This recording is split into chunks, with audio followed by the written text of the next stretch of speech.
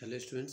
तो उत्तराखंड में जैसे आपको पता है चंदवंश समाप्त हो गया, तो इसके आज वन लाइनर हैं और कल से गोरखा शासन के बारे में हम पढ़ेंगे। ठीक है, तो देख लेते हैं, चंदवंश का रिवीजन भी हो जाएगा और ये वन लाइनर प्रश्न है।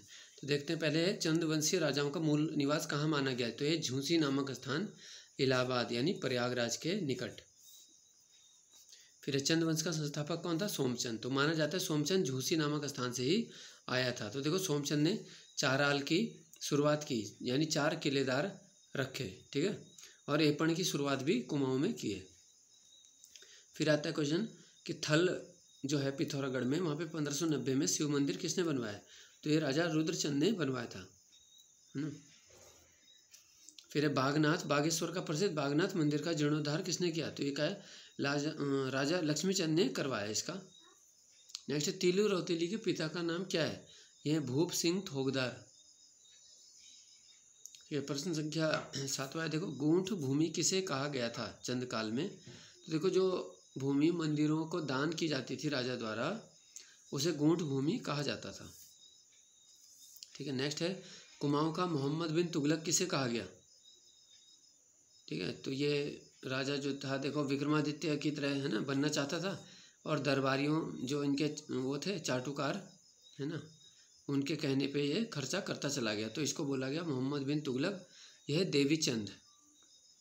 फिर है सबसे ज्ञानी और दानी चंद राजा रुद्रचंद।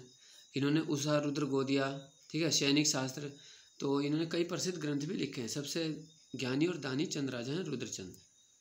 फिर है कामगारों पर लगाया जाने वाला कर क्या कहलाया? मिझारी। इसे कहा गया था मिझारी। देखो, नेक्स्ट है पट रंग वाली प्रथा किस राजा ने शुरू की? तो है इंद्रचंद। अगला है रेशम का कारखाना कुमाऊं में किसने शुरू किया? तो ये भी इंद्रचंद। ठीक है, तो इंद्रचंद का सबसे महत्वपूर्ण प्रश्न ये बनता है, कुमाऊं में रेशम का कारखाना किसने शुरू किया था? फिर है नीलू कठायत कौन थे? तो देखो, नीलू कठायत जो है गरुड़ ज्ञानचंद के सेनापति थे। ठीक है, नीलू कठायत। फिर है कट्टकाली प्रथा। इसका प्रश्न भी दिया था हमने पहले। कट्टकाली प्रथा किसके समय शुरू हुई? तो देखो, भारती चंद के समय ये शुरू हुई है। ठीक है, तो भारती चंद को स्वतंत्र शासक भी कहा जाता है, क्योंकि इन्होंने 12 वर्ष डोटी का घेरा डाला और डोटी के राजाओं को परास्त करने में सफलता प्राप्त की। ठीक है, तो भारती चंद पहले राजा वे चंदवंश के जिन्होंने नेपाल यानी डोटी को कर देने से मना किया था। नेक्स्ट है, देखो कुछ ताम्रपत्रों से जुड़े प्रश्न है, काफ़ी महत्वपूर्ण। भेटा ताम्रपत्र में किसकी जानकारी मिलती है? तो यह है बालो कल्याण चंद।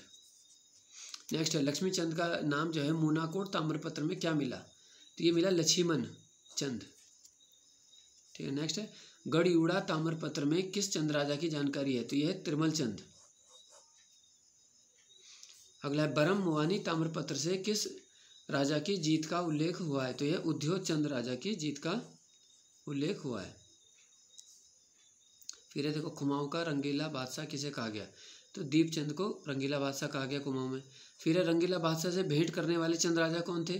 तो रंगीला बादशाह से भेंट जो उनको भेजने वाले, है ना, भेंट पहुंचाने वाले थे रंगीला बादशाह को, ये थे कल्याण चंद चतुर्थ। ठीक है, तो रंगीला बादशाह कहा गया, लेकिन दीपचंद को ध्यान रखना।